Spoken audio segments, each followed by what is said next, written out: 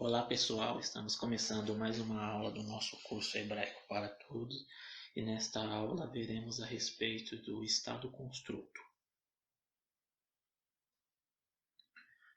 O hebraico utiliza o estado construto para indicar posse.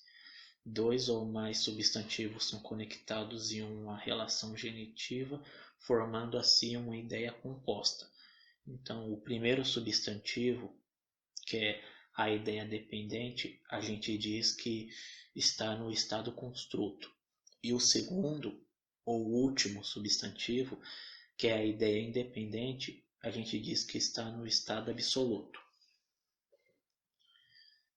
Então temos aqui o exemplo Even HaMelech. Even HaMelech, que significa o peso do rei.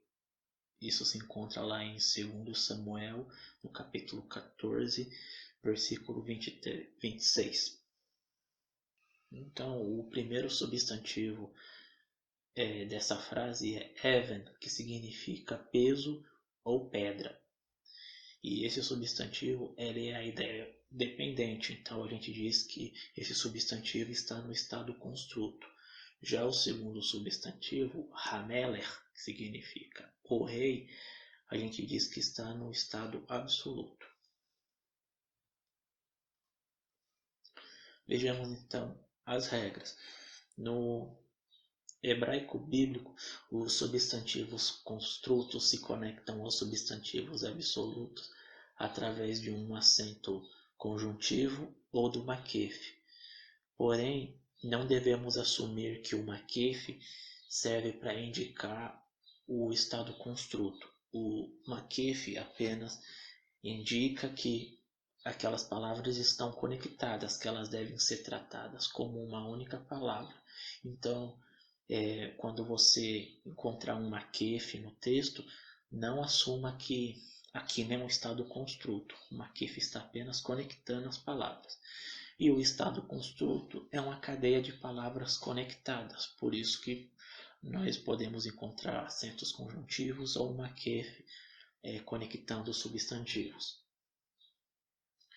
E, embora a preposição de, com sentido de posse, seja traduzida no estado construto, alguns tradutores às vezes usam a preposição com, a preposição por ou a preposição em.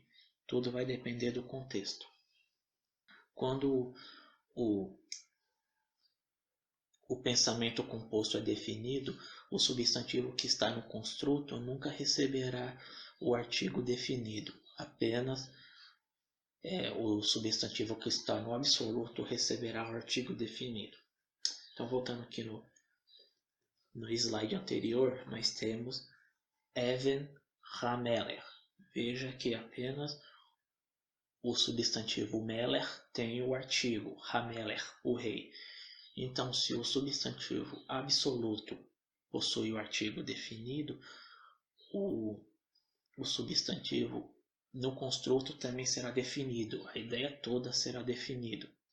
Por isso que a gente diz o peso do rei. Então, não um peso do rei ou o peso de um rei. Então, se o absoluto for definido, toda a ideia é definida. Se o absoluto for indefinido, toda a ideia será indefinida. As palavras no estado construto são tratadas como uma ideia composta e por isso elas não podem ser separadas. Por isso não pode haver, por exemplo, a conjunção VAV entre essas palavras. Se você colocar uma conjunção VAV no substantivo absoluto, você quebra a cadeia. Não pode haver nenhuma palavra entre os substantivos que estão no estado construto. Então, como a gente faria para usar a conjunção em uma ideia composta, em uma ideia genitiva? Como a gente faria para expressar no hebraico uma ideia como os filhos e as filhas de Davi? Então nós temos aqui a frase Banei uvanot ha-David, que literalmente seria os filhos e as filhas de Davi. Porém, essa frase está incorreta. Não pode haver essa conjunção entre a palavra no estado absoluto e a palavra no estado construto. Se qualquer palavra que você colocar entre elas, você vai quebrar a cadeia. Então, as próximas frases mostram como a gente poderia expressar essa ideia de conjunção com posse, né? Então temos aqui a frase Banei David uvanotaiv. Banei David uvanotaiv, que significa os filhos de Davi e suas filhas. Então, os filhos de Davi e suas filhas.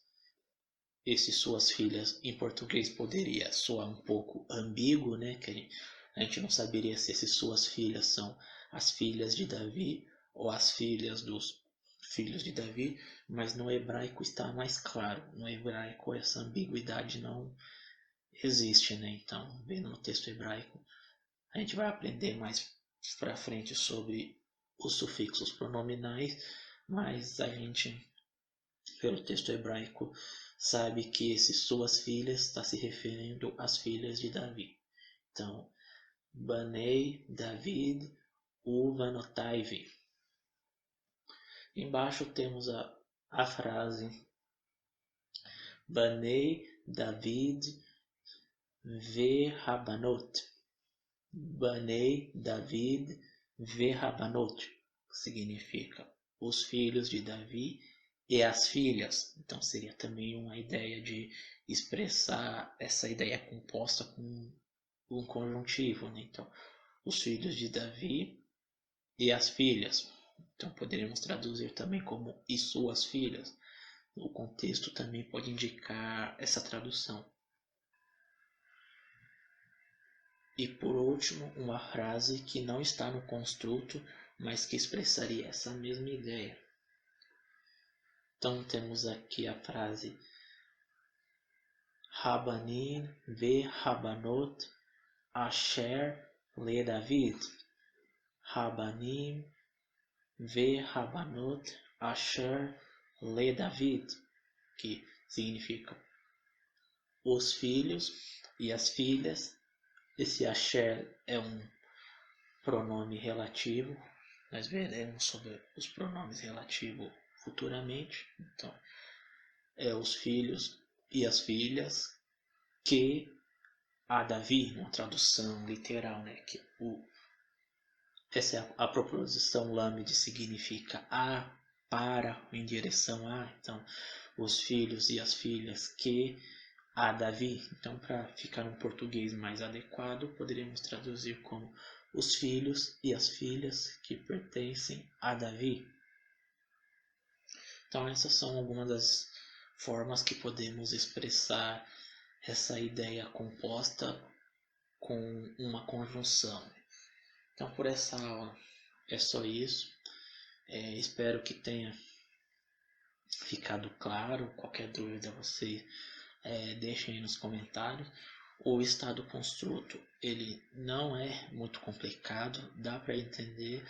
Basta a gente ter em mente que o estado construto ele serve para indicar essa ideia de posse, né? Então, quando queremos dizer, sei lá, a casa de Davi, então essa ideia composta, algo que pertence a alguém, então a gente usa o estado construto, que pode ter dois substantivos ou mais. Poderíamos dizer em hebraico, né, a casa dos filhos de Davi. Então isso, o Davi estaria no estado absoluto e todos os outros substantivos estariam no estado construto. Então a gente, pegando esse conceito, né, de que o estado construto indica a posse, que eles são ligados por acentos conjuntivos ou pelo maquefe, e não pode haver nenhuma palavra entre entre as ideias, porque isso quebraria a cadeia de construto, né?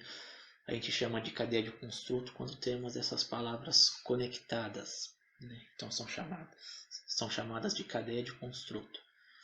Então, tendo isso em mente, a gente consegue compreender o estado construto.